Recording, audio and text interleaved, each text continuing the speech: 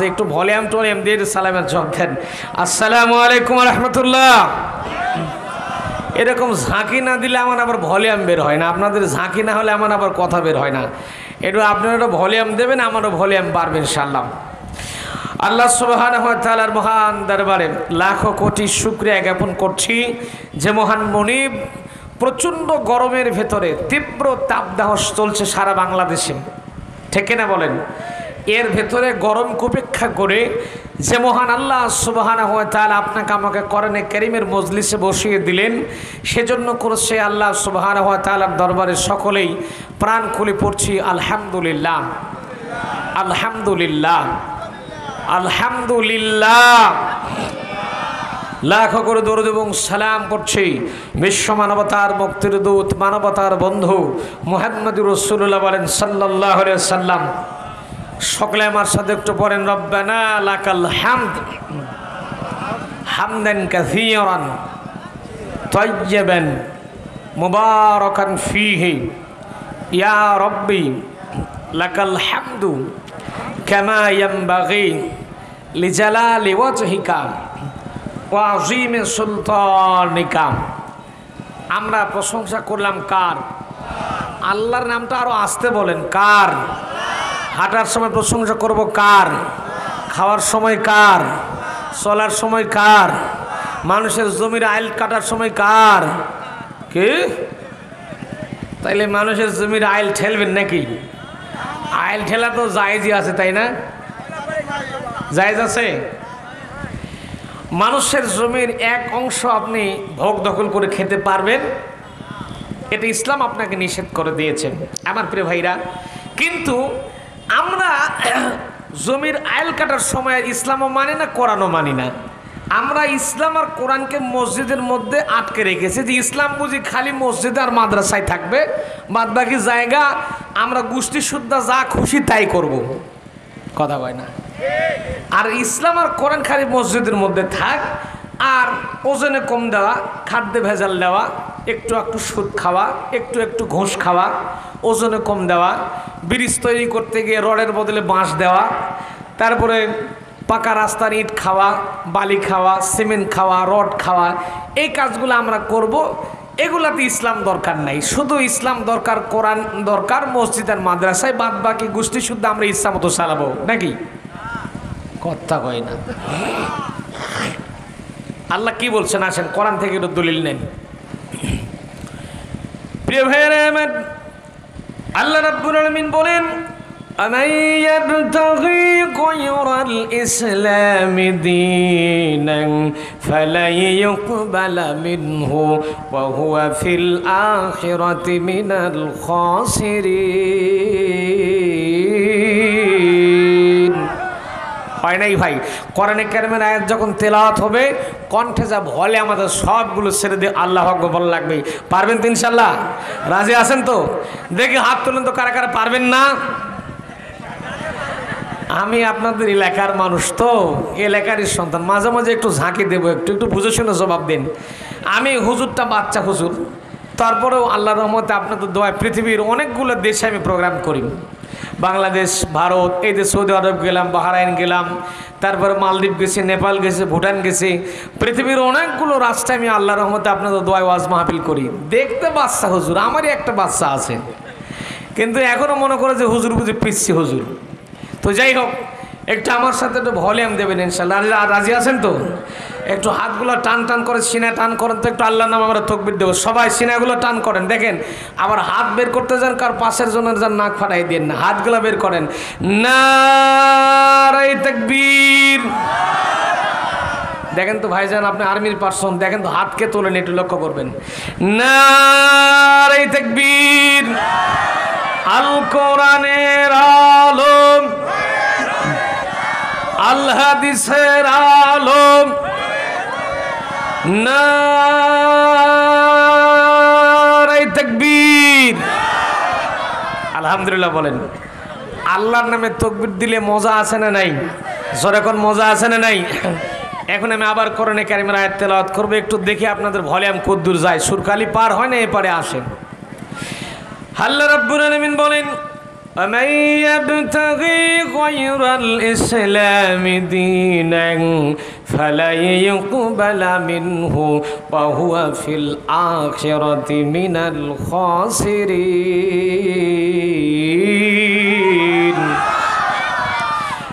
প্রিয় ভাইয়েরা আমার, আল্লাহ রাব্বুল আলামিন বলেন ওয়া ইয়াবতাগি গায়রাল ইসলামি দীনান ফালা ইউকবালা মিনহু, যদি কোনো মানুষ ইসলামকে মাইনাস করতে চায়, ইসলামকে বাদ দিয়ে জীবন পরিচালনা করতে চায়, ইসলাম বাদ দিয়ে অন্য কোনো কিছু যদি তালাশ করতে চায়, অনুসন্ধান করতে চায়, আল্লাহ পাক বলেন ফালা ইউকবালা মিনহু, ওই মানুষটার কোনো আমল আল্লাহর কাছে গ্রহণযোগ্যতা পাবে না। ওয়া হুয়া ফিল আখিরাতি মিনাল খাসিরিন, ওই লোকটা কিয়ামতের ময়দানে ক্ষতিগ্রস্তদের কাতারবদ্ধ হয়ে যাবে। তাহলে ইসলাম সব জায়গাতে মানার দরকার আছে না নাই? জোরে কোন আছে না নাই? আমার প্রিয় ভাইরা, ইসলাম আমরা সব জায়গায় মানব ইনশাআল্লাহ। আমি আলোচনা যেহেতু শর্টলি করা লাগবে, লম্বা বক্তব্য দেব না, আমি আপনাদের সামনে সূরা লোকমান থেকে 2টা আয়াতে কারিমে তেলাওয়াত করেছি। এই সংক্রান্ত কিছু কথা বলবেন ইনশাআল্লাহ। যেহেতু ছোট ভাই গিয়াস সূরা লোকমান থেকে হযরত লোকমান হাকিমের কিছু কথা তিনি বলেছেন, আমি শুনলাম। তার পরের অংশ সে ভেতরে এখনো যেতে পারেনি, তার আগে তো বক্তব্য শেষ হয়ে গেল। আমি আপনাদেরকে এখান থেকে কিছু শিক্ষা বের করার চেষ্টা করব ইনশাআল্লাহ। আমার সাথে সকলে একটু গলাটা ছেড়ে দিয়ে পড়েন। আউযুবিল্লাহ বিসমিল্লাহ পড়তে পারেন তো নাকি?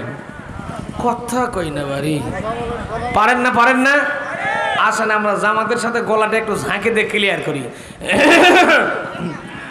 আমার সাথে এবার পড়েন। আউযু বিল্লাহি মিনাশ শাইতানির রাজিম। বিসমিল্লাহির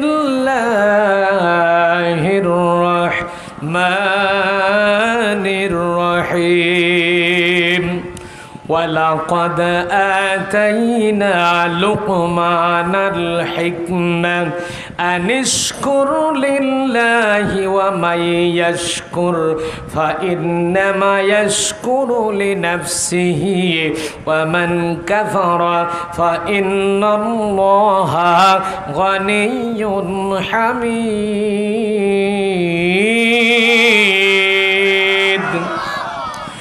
وإذ قال لقمان لابنه وهو يعظه يا بني لا تشرك بالله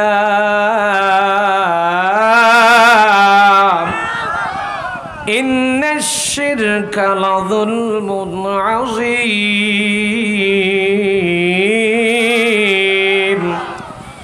صدق الله العظيم। বিতাড়িত মুরতাদ শয়তানের ওয়াসওয়াসা থেকে পানাহ চেয়ে নিয়ে পরম করুণাময় আল্লাহ সুবহানাহু ওয়া তাআলার নামে কোরআনে হাকিম থেকে আলোচনা শুরু করছি। প্রিয় ভাইরা আমার, আমি আপনাদের সামনে কোরআনে কারীম থেকে সূরা লোকমান, এই সূরা লোকমান মক্কায় অবতীর্ণ, আয়াত আছে 34টা, রুকু আছে 4টা। সেখান থেকে আমি তেলাওয়াত করলাম 12 আর 13 নম্বর আয়াত। সূরা লোকমান, লোকমান একটা মানুষের নাম, সে বলে সুরকালী লোকমান ভাইয়ের কথা বলিনি। লোকমান একজন মানুষের নাম, যে মানুষটার কথা আল্লাহ কোরআনে দিয়েছেন। বলেন সুবহানাল্লাহ। What is the cause? কারণটাকে কেন দিলেন? লোকমান কিন্তু নবী ছিলেন না। ভালো করে কথাটা শোনেন। তাফসীর ইবনে কাসির মুফাসসির লিখছেন যে হযরত লোকমান একজন সাধারণ মানুষ ছিলেন। কে বলেছেন? তিনি একজন হাবশে গোলাম ছিলেন, দেখতে কুসকুসে কালো। আমি কি কালো? তার চাইতেও বেশি কালো, মানে কালো প্রোম্যাক্স যেটাকে বলে।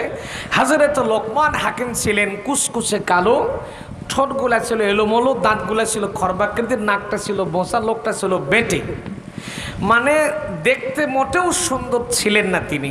কিন্তু তার কলিজাটা ছিল আল্লাহ পাকের তাকওয়ায় পরিপূর্ণ।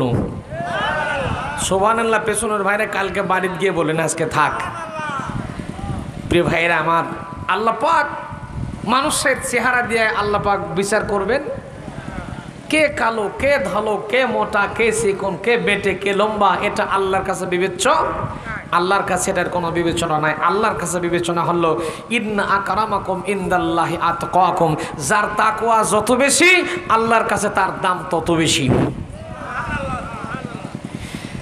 আমার প্রিয় ভাইয়েরা, হযরত লোকমান হাকিম কোন নবী ছিলেন না, তিনি একজন সাধারণ মানুষ ছিলেন, কিন্তু এত তাকওয়া অর্জন করেছিলেন আল্লাহ রাব্বুল আলামিনের কাছে। তার তাকওয়াটা, তার আল্লাহ ভীতি এত আল্লাহর কাছে পছন্দ হয়ে গেছে, এই জন্য করে মহান আল্লাহ রাব্বুল আলামিন হযরত লোকমানের নাম দিয়ে কোরআনে একটা সূরা নাজিল করে দিয়েছে। ভাইরা আমার, হযরত এই পৃথিবীর জমিনে হযরত আবু হুরায়রা রাদিয়াল্লাহু তাআলা একটু হাদিস বর্ণনা করেছেন। এই পৃথিবীর জমিনে 3 জন কালো মানুষ অত্যন্ত সেরা ছিলেন। কয়জন? 3 জন কালো মানুষ পৃথিবীর জমিনে আল্লাহর কাছে অত্যন্ত পছন্দনীয় হয়েছিলেন। কালো, দেখতে কালো ছিল, কুচকুচে কালো। 1 নম্বর ছিল হযরত বেলাল। ইতিহাস পর্যালোচনা করে যেটা পাওয়া যায়, হযরত বেলাল কিন্তু অত্যন্ত কুচকুচে কালো ছিল, দেখতে মোটেও ভালো ছিল না, হাবশি গোলাম ছিল, কিন্তু তার কলিজাটা, তার ইমান বেরুদ দাম আল্লাহর কাছে। এই হযরত বেলালের জন্য আমার আল্লাহ রাব্বুল আলামিন আজান হযরত বেলালের পছন্দ করেছে। হযরত বেলাল এত মহব্বতে কণ্ঠ দিয়ে আজান দিতেন, তিনি ঠিকঠাক মতো ঠোঁটটা উঁচু নিচু হওয়ার কারণে উচ্চারণগুলো ঠিকঠাক মতো হতো না, আসাদুর জায়গায় আসাদু পড়তেন। সাহাবায়ে কেরাম নবীজিকে কমপ্লেন করলেন, ইয়া রাসূলুল্লাহ, আপনার যে মুয়াজ্জিন বেলাল আজান দেয়, বেলালের আজান তো ঠিক হয় না, বেলালের উচ্চারণ তো ঠিক হয় না, আমরা আজান দেব। নবীজি বলেন, ঠিক আছে, তোমরা আজান দেওয়া শুরু করো। ফজরে দিলেন আবু বকর, জোহরে দিলেন ওমর, আসরে দিলেন আলী, ওমর, আবু বকর, ওসমান, এরকম করে সবাই আজান দিতে লাগলেন। এশার নামাজের পরে জিবরাইল আমিন নবীজির কাছে হাজির হলেন। নবী হে, আপনার মসজিদ নববীতে আজকে সারাটা দিন হয়ে গেছে, আজান হয় না কেন? চিন্তা করেন, আজান হয়নি, কথা বলেন না কেন? আজান দিছে কারা? তাও তারা ছিলেন জান্নাতের সুসংবাদ, এক একজন এক এক নম্বর সাহাবী ছিলেন, বলেন সুবহানাল্লাহ। তারপরেও তাদের আজান আল্লাহর দরবারে যায়। এখন হযরত বেলাল দেখেন, নবীজি যখন বললেন, বেলাল তুমি আজানটা বন্ধ করো, যেহেতু তোমার উচ্চারণ ঠিক হচ্ছে না, তুমি আজানটা বন্ধ করে দাও, আমার অন্য সাহাবীরা আজান দেওয়া শুরু করবে। হযরত বেলাল, এখন কারো যদি একটা দায়িত্ব কাকে দেওয়া থাকে, ওই দায়িত্ব যদি আপনি কেড়ে নেন, তার মনটা খুব ভালো থাকবে নাকি? হযরত বেলাল মসজিদ নববীর বারান্দায় টুকটুক করে কাঁদছেন, চোখের পানি শুধু পড়তেছে হযরত বেলালের। আরে আজান দিতাম, কি মধুর কোনটা আজান দিতাম, অথচ আমার আজান তাদের পছন্দ হয় না। হযরত বেলালের চোখের পানি আল্লাহর দরবারে কবুল হয়ে গেছে। জিবরাইল এসে বলছেন, হে নবী, সারাটা দিন হয়ে গেল আজান হয় না, আমরা ফেরেশতায়ে কেরাম বাইতুল মামুরে নামাজ পড়ি, আপনার মসজিদ নববীর আজান, বেলালের আজান শুনে নামাজ পড়ি, আজকে আজান হয় নাই কেন? আল্লাহ রাসূল বলেন, আজান তো ঠিকই হয়েছে, কিন্তু হযরত বেলাল তো আজান দেয়নি। জিবরাইল আমিন বললেন, হে রাসূল, আপনার বেলালের আজান আল্লাহর কাছে কবুল হয়ে গেছে। আপনি যেই বেলালকে বাদ দিয়েছেন, সেই বেলালকে দিয়ে ফজর থেকে আবার আজান দেওয়া স্টার্ট দিয়ে দেন। সুবহানাল্লাহ পড়েন। হযরত বেলালের এত দাম আল্লাহর কাছে ছিল, এই জন্য কালো ধলো সাদা বলে কোনো বিবেচ্য নয়। আরেকটা মানুষ ছিলেন হযরত ওমরের গোলাম, তার নাম ছিল হযরত মুহাজ্জির রাদিয়াল্লাহু তাআলা, তিনিও ছিলেন কালো দেখতে, মোটামুটি কালো মানুষ ছিলেন। আর 3 নম্বর যে কালো মানুষ ছিল, সেটার নাম হলো হযরত লোকমান হাকিম। কি নাম? লোকমান হাকিম। আল্লাহ বলছেন যে ওয়ালাকাদ আতাইনা লোকমান আল হিকমা, আমি আল্লাহ পাক লোকমানকে প্রজ্ঞা দান করেছি। এখন এখানে কিন্তু হিকমত মানে হলো প্রজ্ঞা, আর এলেম মানে হলো জ্ঞান। ভাষা কিন্তু দুইটা, শব্দ কিন্তু দুইটা, কথার দিকে খেয়াল করেন। এলেম মানে হলো জ্ঞান, আর হিকমত মানে হলো প্রজ্ঞা। এলেম আর হিকমতের মধ্যে পার্থক্য আছে না নাই? আস্তে করে বলেন, আছে না নাই? কেমন পার্থক্য একটু সোজা করে আপনাদেরকে একটু বুঝাই দেই। এই যে এই খুঁটি থেকে এই খুঁটি যাওয়া লাগবে, মনে করেন এই খুঁটি থেকে এই খুঁটি যাওয়া লাগবে। এখন এই খুঁটির থেকে এই খুঁটি আমি গেলে হেঁটে আমি পার হব, তাই না? কি হেঁটে হেঁটে যাওয়া লাগবে। এখন 2 জন মানুষ, মনে করেন আমার ভাই আর আমি পার হচ্ছি। এখন 2 জন মানুষের এলেম আছে যে এই খুঁটির থেকে ওই খুঁটি গেলে আমাদেরকে হেঁটে যাওয়া লাগবে। কিন্তু এখন এক প্রকারের যে কাপড়ে একটা ধরে না, কি যেন বলে, ঘাসের সাথে থাকে, কাপড়ে ধরে, কি করেন আপনার, বিধি বিধি বিধি।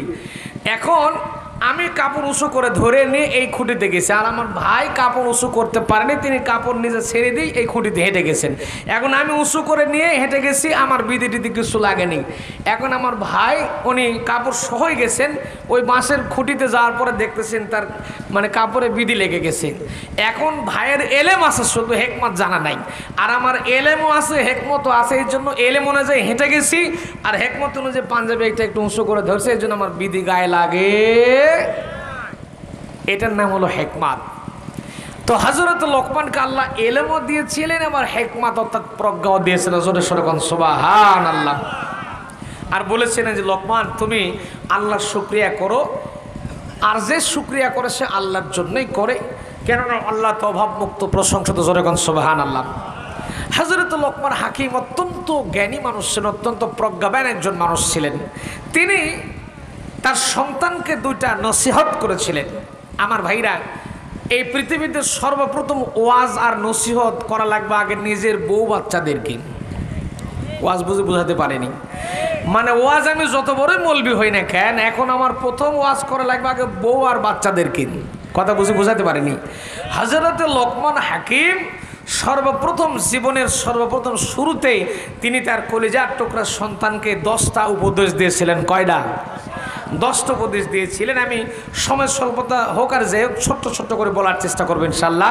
এই 10টা উপদেশ আমার আল্লাহর কাছে এত বেশি পছন্দ হয়েছে, এই জন্য করে 10টা উপদেশ আল্লাহ কোরআনে দান করে দিয়েছেন। যখন সুবহানাল্লাহ।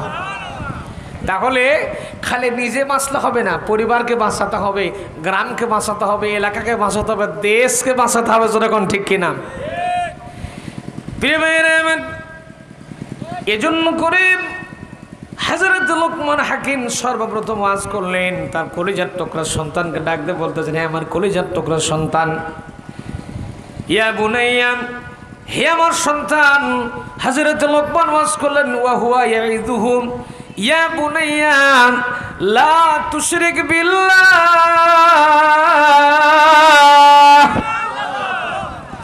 হযরত লোকমান জানাই দিচ্ছেন, হে আমার কলিজার টুকরা সন্তান, লা তুশরিক বিল্লাহ, তুমি আল্লাহর সাথে কাউকে শরীক স্থাপন করো না, আল্লাহর সাথে গুলিয়ে ফেলো না, আল্লাহর সাথে কাউকে শরীক স্থাপন করো না। ইন্নাশ শিরকা লাযুলমুন আযীম, নিশ্চয় শিরিক হলো অত্যন্ত জঘন্যতম অপরাধ। ঠিক কিনা বলেন? প্রিয় ভাইরা, এবার হাদিস শরীফে আছেন,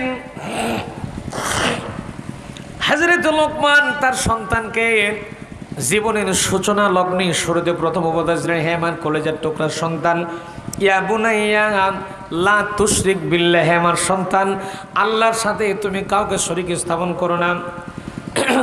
ভাইয়েরা, হাদিস শরীফের ভিতরে এসেছে, আল্লাহর নবী বলেছেন, আল্লাহর হাবিব সাল্লাল্লাহু আলাইহি সাল্লাম বলেছেন, দুইটা কাজ মুক্ত যদি কারো আমলনামা থাকে, দুইটা পাপ মুক্ত যদি কারো আমলনামা থাকে, আল্লাহ চাইলে লোকটাকে জান্নাতের মধ্যে দান করে দিতে পারে। সেই দুইটা পাপ জানার ইচ্ছা আছে না নাই? ভাইরা আমার, 1 নম্বর পাপ হলো ইন্নাশ শিরকা লাযুলমুন আযীম।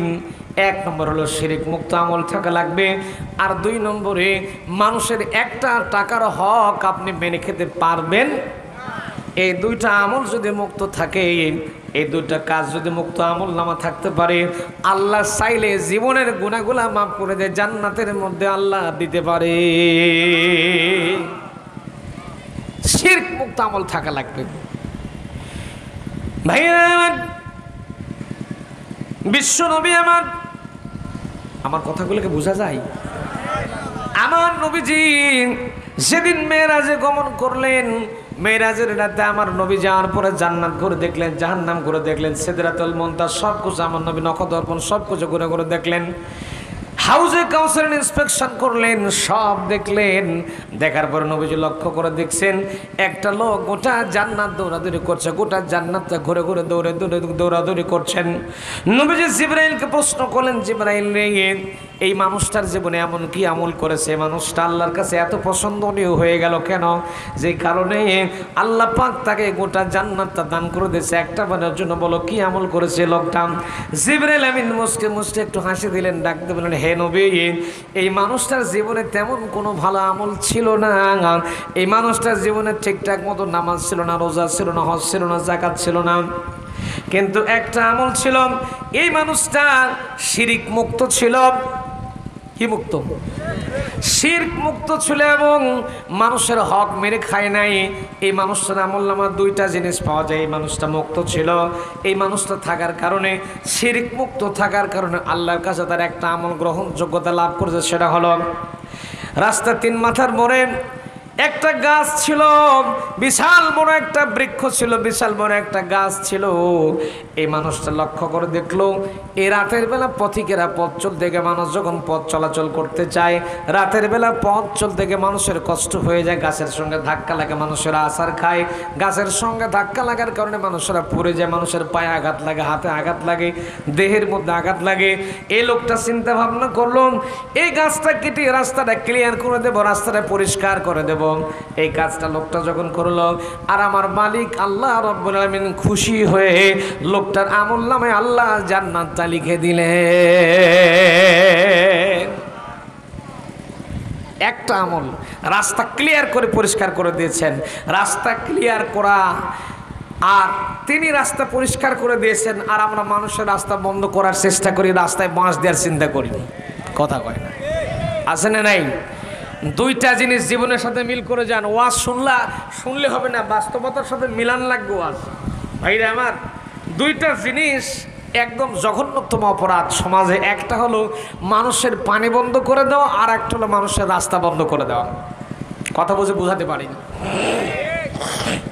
মানে যে ধর্মের লোক হোক না কেন, হিন্দু হোক, বৌদ্ধ হোক, খ্রিস্টান হোক, জৈন হোক, যে ধর্মের লোক হোক, আপনার পাশের বাড়িতে বসবাস করছে, আপনি তার রাস্তা বন্ধ করতে পারবেন না, তার জন্য পানিও বন্ধ করতে পারবেন না। একদম ইসলামে এটা জঘন্যতম অপরাধ। কেননা ইসলাম সব জায়গায় মানতেই, কে বলেছেন এই কথা? ومن يبتغي غير الإسلام دينا فلن يقبل منه وهو في الآخرة من الخاسرين। ভাইরা আমার, সব জায়গাতে ইসলাম মানতে হবে। ইসলাম শুধু মসজিদ আর মাদ্রাসায় মানলে হবে না, সব জায়গায় মানতে হবে। কিন্তু আমরা আজকে সব জায়গাতে লক্ষ্য করলে দেখা যায় মানুষের হক মেনে দিচ্ছে, শিরিক করতে। যে কাজগুলো আমাদের জীবনে আছে না নাই? জোরে বলেন, আছে না নাই? অনেকে শিরক করছেন, অনেকে বেদাতে লিপ্ত হয়ে যাচ্ছেন, শিরক করতেছেন। এই যে রিসেন্টলি একটা শিরক এবং কুসংস্কার আমাদের দেশে পতিত হয়ে গেছে, সেটা হলো ব্যাঙের বিয়ে দেওয়া। কথা বোঝেননি? কিছু কিছু জায়গায় নেটে ফেসবুকে দেখছেন না যে ব্যাঙের বিয়ে দিলে নাকি। আচ্ছা, আমরা নামাজ পড়ে সলাতুল ইস্তিসকা পড়েও বৃষ্টি আল্লাহ দিচ্ছে না, আর এরা কই পেলো যে ব্যাঙের বিয়া দিলে নাকি বৃষ্টি হবে? নাউজুবিল্লাহ কর। যারা বিশ্বাস করবে ব্যাঙের বিয়ে দিয়ে, ব্যাঙের সাথে ব্যাঙকে বিয়ে দিলে বৃষ্টি হবে, তাহলে সরাসরি তার শিরকের মধ্যে লিপ্ত হয়ে গেছে। কথা বোঝাতে পারিনি আপনাদেরকে? আর শিরক যে করবে, আল্লাহ বলছেন আশরাকা মা ইউশরিক বিল্লাহ ফাকাদ হারামাল্লাহু আলাইহিল জান্নাত। যে ব্যক্তি শিরক করে, আল্লাহ পাক তার জন্য জান্নাতের দরজা চিরটা দিনের জন্য বন্ধ করে দেয়। শিরক মুক্ত আমল দরকার, আছে না নাই? আছে না নাই? ভাইয়েরা আমার, আমাদের জীবনটাকে শিরক মুক্ত করা লাগবে। আর মানুষের হক মেনে দেওয়া যাবে না, খুব ভালো করে লক্ষ্য রাখা লাগবে। মানুষের হকের এক টাকা যেন, একটা পয়সা যেন আমাদের মধ্যে না ঢুকে যায়। কেননা মানুষের হক মেনে দেওয়া যদি মারা যায়, কিয়ামতের ময়দানে কিন্তু আল্লাহ ছেড়ে দেবে। প্রিয় ভাইয়েরা আমার, হাদিস শরীফ থেকে শোনাচ্ছি, সরাসরি একটু হাদিস শরীফের মধ্যে শোনাচ্ছি। ভাইয়েরা মনে করেন আমার এই ভাই এক্স আর্মি, অর্থাৎ আর্মি পার্সন ছিলেন, তার কাছ থেকে মনে করেন আমি 20,000 টাকা নিছি। নেওয়ার পরে বাড়ি চলে গেছি, যাওয়ার পরে মারা গেছি, কবরে চলে গেছে, লাশ দাফন কাফন হয়ে গেছেন। আমার যেদিন বিচার হিসাব নিকাশ হয়ে গেল, বিশাল আমল ঠিকঠাক মতো আছে, এই জন্য করে আল্লাহ চিন্তা করলো একটু জান্নাতের মধ্যে দিয়ে দেই। জান্নাতের টিকিট আমাকে ধরাই দিছে আল্লাহ। ঠিক জান্নাতের কাছে যাব ভাব, এমন সময় আমার আনোয়ার ভাই আমার পেছন থেকে পাঞ্জাবের পকেটে দিয়েছে টান দেওয়ার পরে বলতেছে, হুজুর আমার কাছ থেকে 20,000 টাকা নিছিলেন, আজকে টাকা না দিলে জান্নাতে যাওয়া যাবে। কথা বোঝা যায়? ভাইরা এখন ভাইকে বলো, ভাই আমারে মাফ করে দাও। ভাই বলো, মাফ টাপ নাই, বুঝি না। কোরআনে আল্লাহ বলছেন ফাইযা জাতিস সাখাতু ইয়াউমা ইয়াফিরুল মারউ মিন আখিহি ওয়া উম্মিহি ওয়া আবিহি ওয়া সাহিবাতিহি ওয়া বানিহি। ভাইরা আমার কিছুতেই মাফ হবে না। তখন আমার ভাইকে সঙ্গে করে নেমে আল্লাহর দরবারে হাজির হয়ে যাবে, আল্লাহকে ডাকতে বলো রব্বুল আলামিন, আমি তো আমার এই আনোয়ার ভাই আর্মি পার্সন ছিল, তার কাছ থেকে 20,000 টাকা নিয়ে মেরে দিছি। আল্লাহ গো, তুমি একটা ঘন্টার জন্য আমাকে তুমি দুনিয়াতে পাঠায় দাও, সুরকালি বাজারে ফয়জাবাদে যাব, 20,000 টাকা দেব, তারপরে আবার তোমার কাছে এসে ধরা দেব। আল্লাহ বলে পাগলা কোষ কি, এখন তোকে যদি পাঠায় দেয় তাহলে আর্মি আনোয়ারকেও পাঠানো লাগবে, কথা কয় না। তোকে যদি পাঠায় দেই সুরকালি বাজারের লোকগুলারে পাঠানো লাগবে, ফয়জাবাদের মাদ্রাসাওয়ালারে পাঠানো লাগবে, ওয়াজ যারা শুনেছিল তাদেরকেও পাঠানো লাগবে, তাহলে নতুন করে আবার দুনিয়া সৃষ্টি করা লাগবে, এটা আদৌ সম্ভব?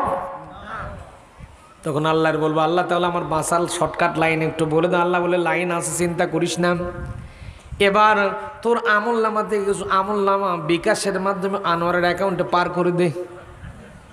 বুঝেননি? তাফসির কোরআন বেল, কোরআনের তাফসির হলো এটা, মানুষ যখন যে ভাষা বোঝে তখন সে ভাষা দিয়ে মানুষকে বোঝানো সহজ হয়। এই বিকাশ, নগদ আর ফ্লেক্সিলোড এখন আমরা ভালো বুঝি, মূর্খরাও ভালো বোঝে, ঠিক কিনা বলেন? আমরা গ্রামের মানুষ, আমরা মূর্খ সূর্খ মানুষ বেশি, আমরা শিক্ষিত মানুষ তো নই। তো যখন বিকাশের মাধ্যমে ভাইয়ের টাকা যাচ্ছিল, আমার আমল নামাতে কিছু ডিসকাউন্ট হোক আর যাই হোক দিলাম, দেওয়ার পরে আমার জান্নাতে যাবো ভাব, এমন সময় পিছন দিকতে আমার এই চাচা মারছে টান, এই মৌলভী সাহেব আমার টাকা দিয়ে তারপরে যাও। মানে তার জমি মারি খাইছি আমি, ওই যে জমির আইল কাটছি, কথা বোঝেন নেই, ওই যে আমার পাশের জমি চাচার জমি, মনে করেন হাদিস শরীফতে গল্প শোনাচ্ছে না, হাদিসের রেফারেন্স দিয়ে বলছে আমার পাশের জমি চাচার জমি, আইল কাটতে কাটতে এমন কিছু কিছু আইল কাটার কাটিং মাস্টার আমাদের সমাজে আছে, দেখবেন যে আইল কাটতে কাটতে মানুষের পাও পড়ে না, আছে না নাই? তো আমি ওই আইল কাটতে কাটতে কাটতে একেবারে চাচার 1 হাত জমি খাইয়ে ফেলছি। এখন চাচা তো দুনিয়ার বিচার টিচার পায়নি, ন্যায্য বিচার পায়নি, ইনসাফ পায়নি, আল্লাহর কাছে আমার বিরুদ্ধে কমপ্লেন দিয়েছে যে অমুক মৌলবি আমার 1 হাত জমি খাইছে, এই জমি আজকে বের করে না দিলে কোনো জান্নাত জাহান্নাম সব বন্ধ। এখন এই চাচাকেও তো দেওয়া লাগবে। এখন আমার আমলনামা থেকে এবার নগদের মাধ্যমে যা ছিল চাচারে পার করে দিলাম, দিতে দিতে bKash, Nagad, M cash, sure cash, flexiload যা ছিল সব শেষ। এবার আমার আমলনামা 0। এখন আমার পাওনাদার কিন্তু এখনো ফুরায়নি। এখন পাওনাদার এসে বলতেছে এখনো পাওনাদার ফুরায়নি। এখন কি করা যাবে তাহলে? এখন ফেরেশতারা বলবে যে এবার ওই পাওনাদারদের থেকে তাদের পাপগুলো তোমার ঘাড়ে এসে জমা হতে শুরু করবে। এখন পাওনাদারের পাপ আমার ঘাড়ে ক্যাশ ইন হবে, বুঝেন তো? আউটার ইন আছে না, ক্যাশ ইন হওয়া শুরু হবে, আমলনামা আমার ঘাড়ে জড়ো হতে শুরু করবে। যখন জড়ো হতে হতে আমার দেহটা একদম পাপে পরিপূর্ণ হয়ে যাবে, ফেরেশতা তখন বলবো আল্লাহ একটাবার দেখো তোমার বান্দাকে তো তুমি জান্নাতের টিকিট ধরাই দিয়েছিলে, এর চেহারাটা একটাবার দেখো তুমি। আল্লাহ বলবে কি হয়েছে? এর চেহারাটা একবার দেখো না তুমি। আল্লাহ বলবে যে বান্দা মানুষের হক মেরে দিয়েছে ওর চেহারা আমি একটাবারের জন্য দেখতে চাই না, লাথি মেরে ওকে জাহান্নামের মধ্যে ঢুকাই দেয়। আমার ভাইরা, আমরা এই বিষয়গুলো, সেন্সিটিভ বিষয়গুলো চিন্তা করি না। আমি চিন্তা করি রাস্তার একটা ইট পড়ে আছে, নিয়ে যাই বাড়িতে গোলের মধ্যে দেই, গরুর গোলের মধ্যে একটা ইট থাকলে আর কি যায় আসে?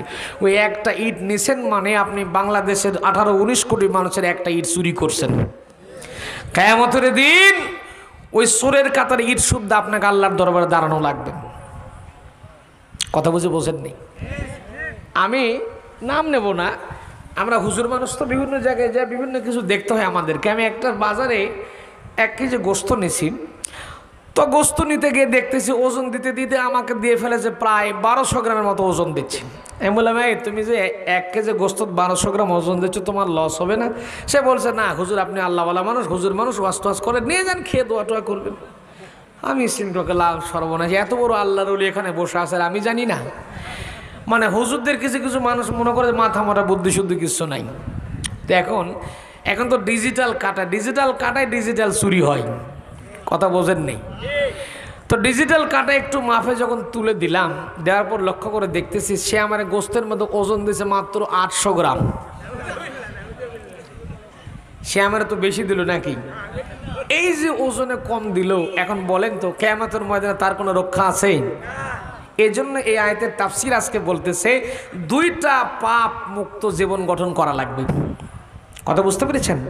2টা পাপ মুক্ত জীবন গঠন করতে পারলে, নামাজ পড়িসনি, রোজা করিসনি, হজ করিসনি, যাকাত দিসনি, তোর ইবাদত আমার কাছে আসেনি, তবে আমি আল্লাহ তোর উপর খুশি আছে, যা জান্নাত দিয়ে দিলাম।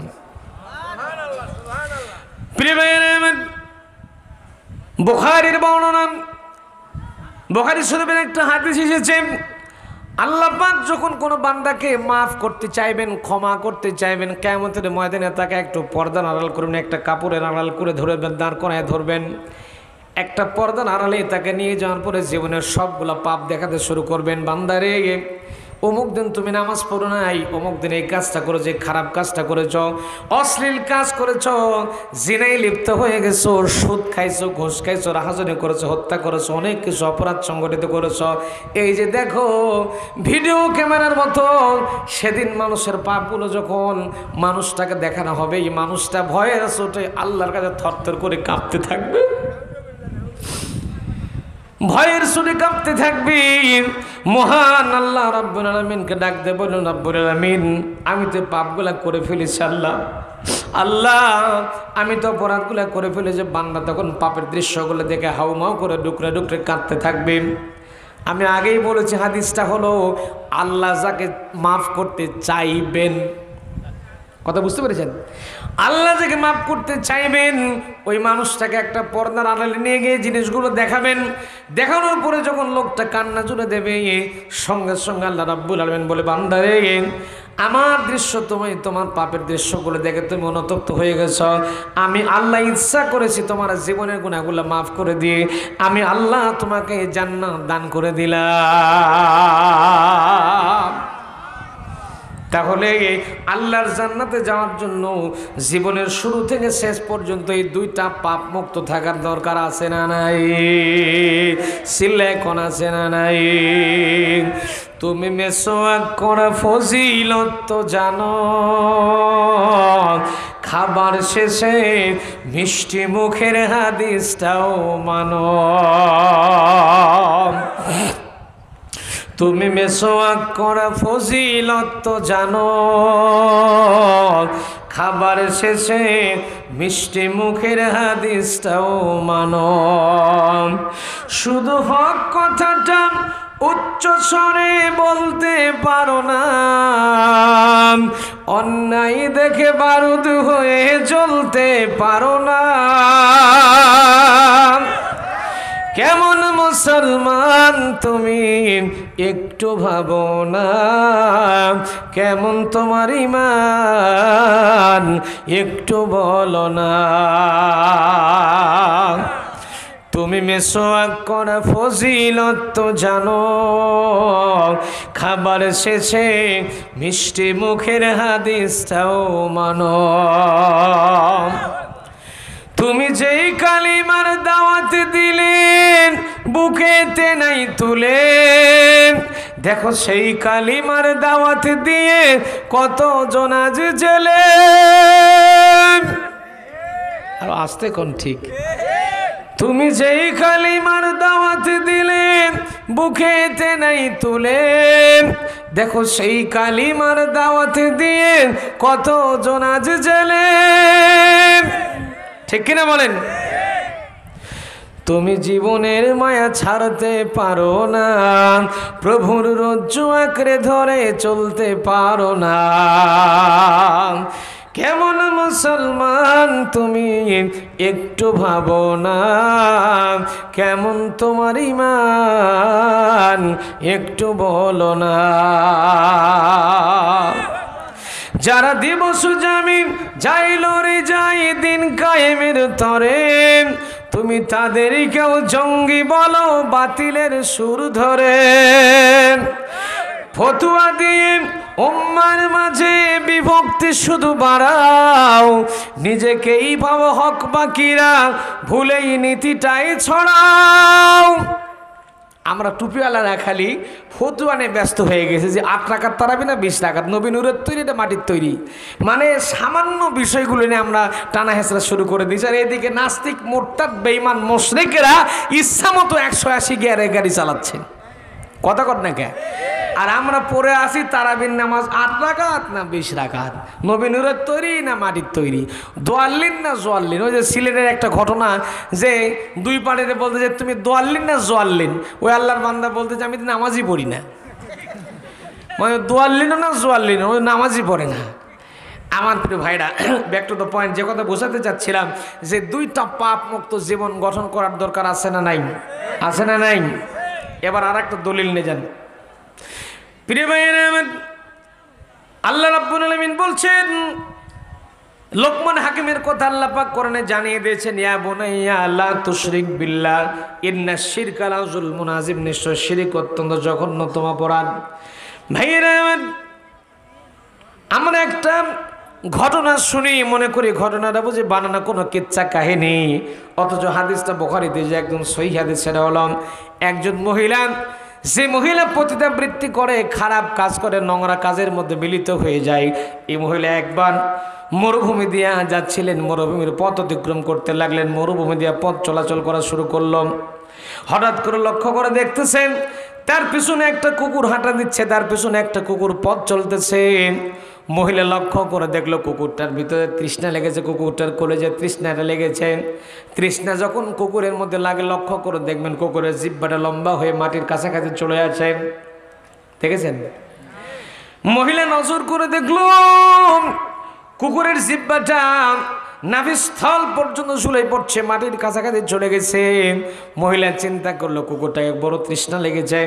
মহিলার মনের মধ্যে একটু দয়া তৈরি হয়ে গেল, মহিলার মনের মধ্যে একটু মোহব্বত পয়দা হয়ে গেল কুকুরটার জন্য। হাদিসের ইবারত হলো বিখমরিহিন নাম, ওই মহিলার পায়ের মধ্যে ছিল চামড়ার মোজা। আগের যুগের মানুষ কিন্তু চামড়ার মোজা ব্যবহার করত।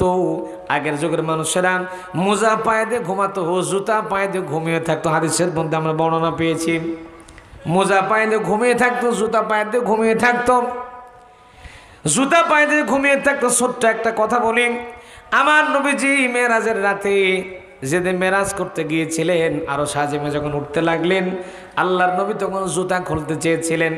অনেকের মনের মধ্যে প্রশ্ন তৈরি হয়ে যেতে পারে, নবী তো ঘুমিয়েছিলেন, ঘুমাতে গেলেন, জুতা পাইলেন কোত্থেকে? আল্লাহর নবী মাঝে মাঝে জুতা পায়ে দিয়ে ঘুমিয়ে থাকতেন। সেদিন নবী যে জুতা পায়ে দিয়ে ঘুমিয়েছিলেন, এই জন্য বলতেছি ভাইরা আমার, জুতা পায়ে দিয়ে সেই যুগের মানুষেরা জুতা পায়ে দিয়ে ঘুমিয়ে থাকতো, মোজা পায়ে দিয়ে ঘুমিয়ে থাকতো, চামড়ার মোজা তারা ব্যবহার করতো। এই মহিলা যখন লক্ষ্য করে দেখলাম কুকুরটার কলিজার মধ্যে তৃষ্ণা লেগেছে, কুকুরটার জন্য মহিলার মনের মধ্যে দয়া হয়ে গেল। সঙ্গে সঙ্গে মহিলা তার চামড়ার মোজাটা খুলে ফেললো। চামড়ার মোজা খুলে ফেলার পরে একটা রশিদে আস্তে করে কূপের মধ্যে মোজাটা যখন ছেড়ে দিল, সঙ্গে সঙ্গে কিছু সামান্য একটু পানি কূপের মধ্য থেকে মোজার মধ্যে উঠে চলে আসলো। আল্লাহ নাই বান্দি, খারাপ প্রকৃতির মহিলা, নষ্ট চরিত্রের মহিলা আস্তে করে সোয়ালে করে পানিটা নেওয়ার পরে আস্তে করে কুকুরটার ঠোঁটের মধ্যে যখন উঠাই দিল, আর আমার আল্লাহ পাকের আরশ আজিম পর্যন্ত মহিলার জন্য খুশি হয়ে গেছে। আমার আল্লাহ রব্বুল আলামিন সঙ্গে সঙ্গে মহিলার জন্য আল্লাহর জান্নাতটা ওয়াজিব করে দিলেন। একটু দরুদ শরীফ আল্লাহুম্মা সাল্লি আলা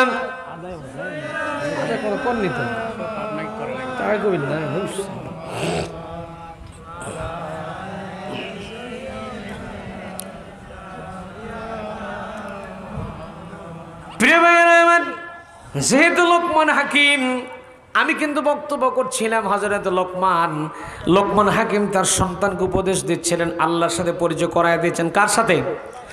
লোকমান হাকিম তার সন্তানকে আল্লাহর সাথে পরিচয় করায় দিয়েছেন। এখন পরবর্তী আয়াতে আল্লাহর দায়িত্ব হলো লোকমানের সন্তানকে লোকমানের সাথে এবং তার স্ত্রীর সাথে, পিতা মাতার সাথে আল্লাহ পরিচয় করায় দেবে। যখন সুবহানাল্লাহ, আল্লাহ পাক লোকমানের ছেলেকে পিতামাতার সঙ্গে কেমন করে পরিচয় করায় দিচ্ছেন। কোরআনে কারীমে আল্লাহ জানাচ্ছেন ওয়াসাইনাল ইনসানা বিওয়ালিদাইহি হামালাতুহু উম্মুহু ওয়াহানান আলা ওয়াহনিন ওয়া ফিসালুহু ফি আমাইনি আনিশকুরলি ওয়া লিওয়ালিদাইকা ইলাইয়াল মাসীর।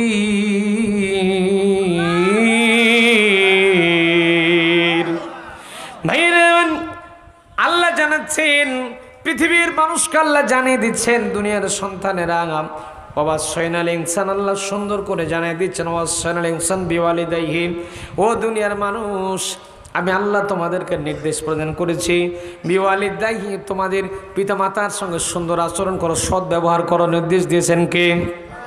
হামালাতহু উম্মুহু আলা ওয়াহানি ওয়ালা ওয়াহানি ফিসালুহু, কেননা কষ্টের পরে কষ্টে, অনেক কষ্ট করার পরে সন্তানকে লালিত পালিত করে সন্তান মায়ের পেটের মধ্যে ধারণ করে ফি আমাইনা আনিশকুরলি ওয়া লিওয়ালিদাইকা, কেননা তোমরা পিতামাতার প্রতি সন্তুষ্ট থাকলে আমার আল্লাহ সন্তুষ্ট হয়ে যায়। বাইরে আমার ইলাইয়াল মাসির, তোমরা দুনিয়ার মধ্যে পিতামাতার সাথে সৎ ব্যবহার করে নির্দেশ দিয়েছেন কে? যদি তোমরা পিতামাতার সঙ্গে সদাচরণ করতে পারো, আমি আল্লাহ পাক জানাই দিচ্ছি, আবার আমি আল্লাহর কাছে তোমাদেরকে ফেরত আসা লাগবে। আশা লাগবে কিনা বলেন? এখন লোকমান হাকিম তার সন্তানকে আল্লাহর সাথে পরিচয় করাই দিয়েছেন। এখন আল্লাহ পাকের দায়িত্ব হলো লোকমানের সন্তানকে পিতামাতার সঙ্গে পরিচয় করে দেওয়া। যখন আল্লাহু আকবার, আল্লাহু আকবার। এখন এই আয়াতের ব্যাখ্যার মধ্যে পাওয়া যায় যে পিতামাতার সাথে সন্তানের সদ আচরণ, সৎ ব্যবহার করার দরকার আছে না নাই? জোরে বলেন, আছে না নাই? যদি পিতামাতার সাথে সন্তানের সাথে সদ আচরণ করে, আল্লাহ পাক কখনো পৃথিবীর বুকে লাঞ্ছিত সেই সন্তানকে করবেন